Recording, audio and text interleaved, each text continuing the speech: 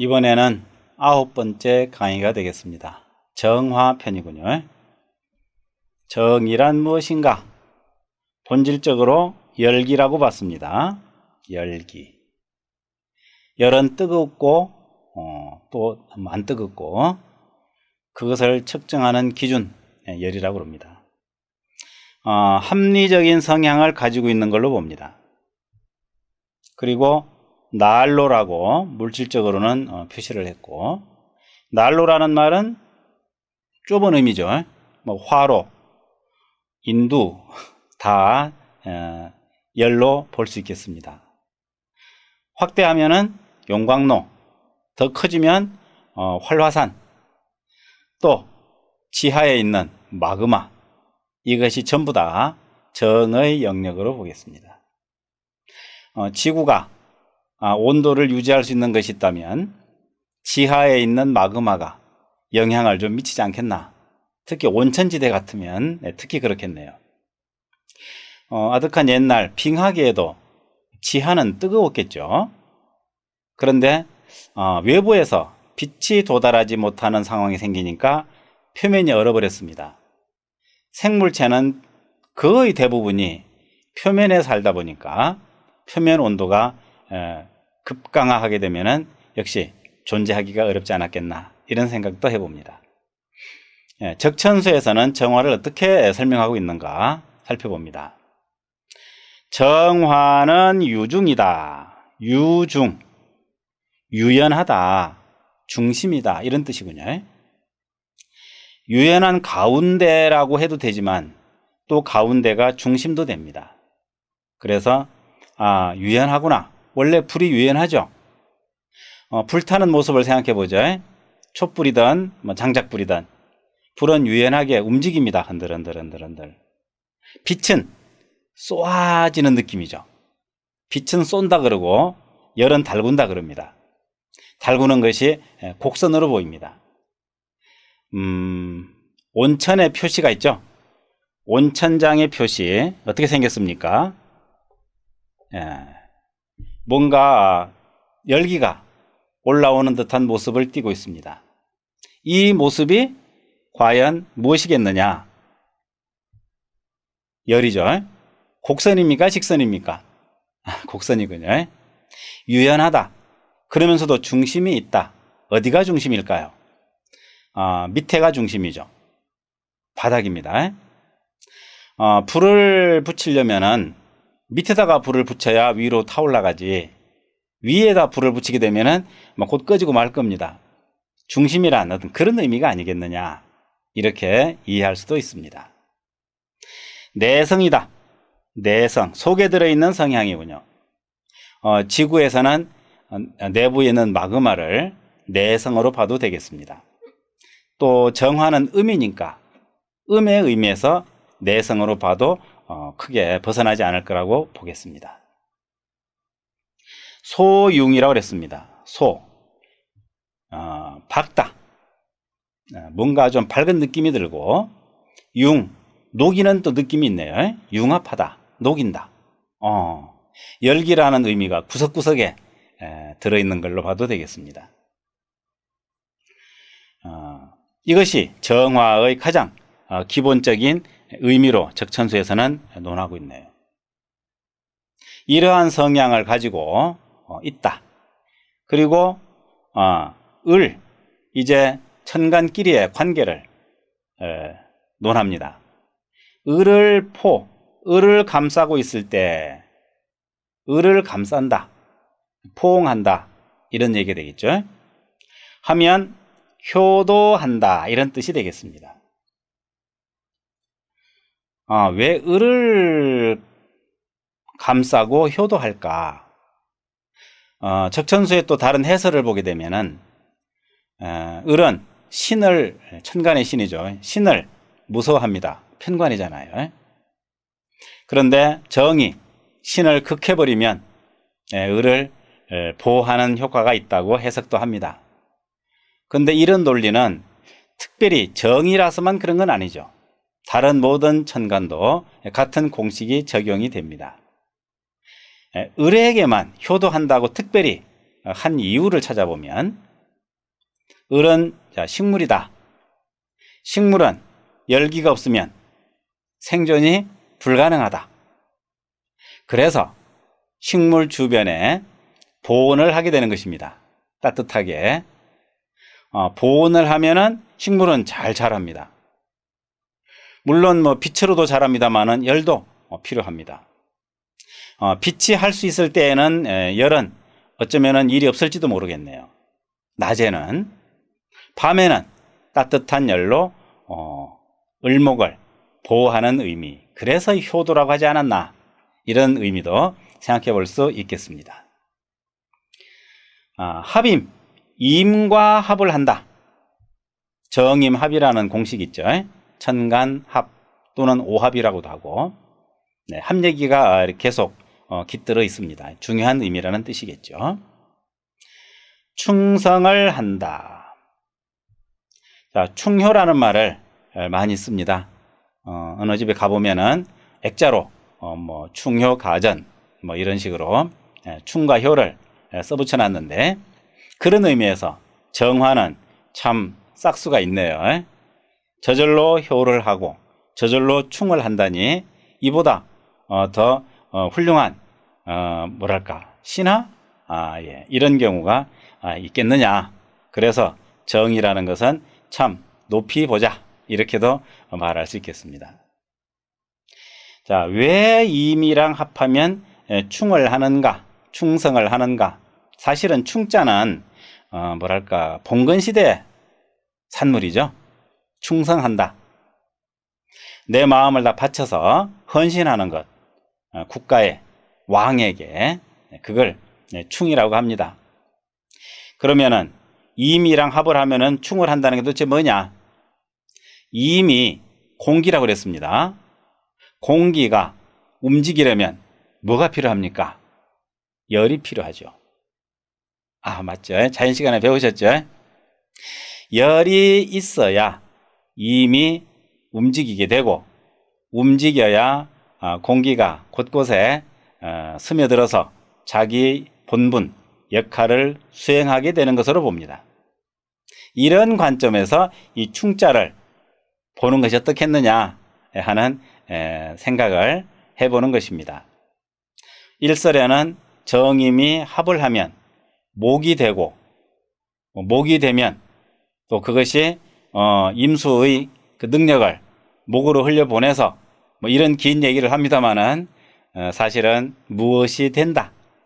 정임이 합해서 목이 된다.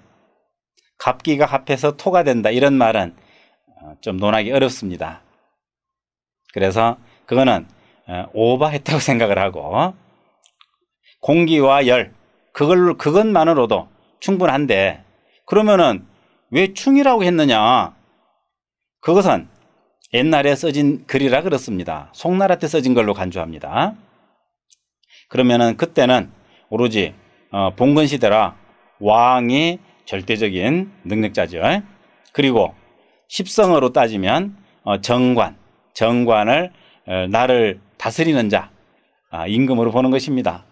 그러니까 임수에게 협력을 한다는 의미에서 충이라는 글자를 썼을 것으로 이렇게 짐작을 해보면 이 시대에도 별로 그렇게 문제가 없는 논리가 되는 걸로 보겠습니다. 그래서 충이다. 충도하고 효도하니 참 정화가 대단하구나. 이렇게도 생각해도 무리는 아니겠습니다.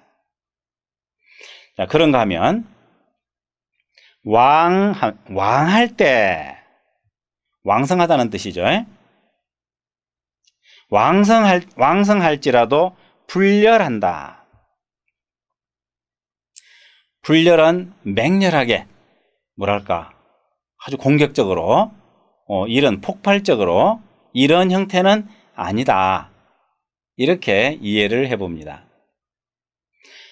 정이, 자, 열이라고 그러면, 열은 보통 온도로 측정을 할 수가 있습니다. 측정 가능한 온도가 도대체 몇 도냐? 측정 가능한 온도가 도대체 몇 도일까요? 태양의 온도를 측정합니다. 뭐 가서 온도계 들고 가보진 않았지만 측정하는 기준이 있죠. 태양이 하얗게 보인다. 하얗게 보인다는 것은 그 온도가 대략 6000도쯤 될 것이다. 이렇게 가상치를 만들어 놓습니다. 실제로 인공적으로 실험실에서 열을 가해 본 결과 연소될 때 나타나는 빛의 현상이 흰색이 되었을 때 6000도쯤 되었던가 봅니다. 아마도. 그래서 태양의 온도는 6000도쯤 될 것이다. 이렇게 추정하는 거겠죠. 그러면은 태양계에서 제일 뜨거운 태양, 헬륨을 태우는 태양이 6000도라면 대부분 그 이하라고 보고, 지구도 뭐 상당히 온도가 많겠죠. 가령 뭐 용접을 한다. 이럴 때 보통 뭐 1500도, 가마에서 그릇을 구울 때 나는 열기, 올라가는 온도가 대략 뭐 1200도, 물을 끓일 때 나타나는 온도가 약 100도, 이렇게 되어 있습니다. 아무리 온도가 올라가도 폭발하지 않는다. 이렇게 말할 수가 있겠네요. 불열하다. 이것이 또 정화의 특성이고 음의 특성일 수도 있습니다. 병은 맹렬하다 그랬잖아요. 병화 맹렬. 근데 정화는 왕이 불열입니다. 그럼 맹렬한 그런 느낌은 들지 않네요. 또 그런가 하면 쇠할 때 왕의 상대에는 쇠가 있죠. 쇠약하다 이렇게 말합니다. 그러면은 정이 매우 약할 때라는 뜻이 되겠군요. 이때는 어떻게 되느냐? 불궁, 다하지 않는다.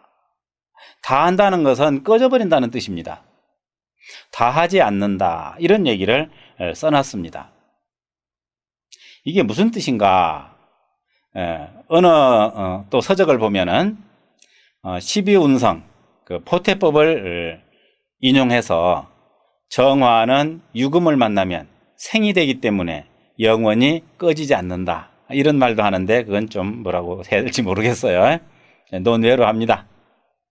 화가 금을 만나 생을 받는다는 것은 오행의 법에서는 없는 것입니다. 그러면은 이게 무슨 뜻이냐? 쇠하더라도 이는 말열 이자죠. 새기지 않아도 아무 상관없는 글자입니다. 쇠하나 불궁한다. 다하지 않는다. 꺼지지 않는다. 없어지지 않는다. 이 의미를 해석하기 위해서 또 다방면으로 열심히 궁리를 하고 자료를 찾게 됩니다. 그 결과 절대 영도라는 과학적 어떤 그 기준까지 찾아서 여기다가 결부를 시켜봅니다. 절대 영도라는 게 도대체 얼마냐? 영하 273도다. 섭씨. 이것이 절대 영도다. 더 이 아래로는 떨어지지 않는다. 이렇게 과학자들이 실험실에서 답을 찾아냈습니다. 이때가 바로 정화가 다하는 때죠. 그러면은 쇠하여 이제는 궁이 되는 겁니다. 궁색. 뭔가 아무것도 없을 때 궁색하다 그러죠. 그런데 자연 상태에서 영하 273도가 될 수 있습니까? 북극이든 남극이든 추울 때 얼마나 될까? 대략 한 영하 70도. 뭐 넉넉하게 힘써서 영하 100도라고 하죠. 그래도 영하 100도가 되는 그 대기에는 정화가 몇 도쯤 있다는 뜻입니까? 173도가 있다는 뜻입니다.